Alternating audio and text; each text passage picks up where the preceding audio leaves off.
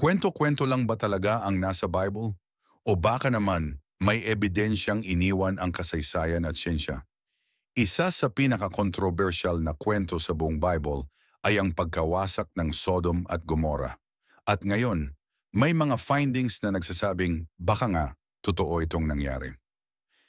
Sa Genesis 11, ikinuwento na ang dalawang lungsod, Sodom at Gomorrah, ay binalot ng kasamaan. Ayon sa Biblia, pinili nilang suwayin ang Diyos hanggang sa dumating ang araw ng paghuhukom. At nangyari ito sa isang dramatic na paraan.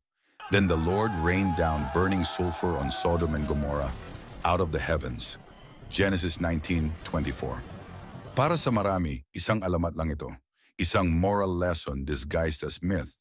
Pero para sa iba, baka meron ngang literal na nangyari.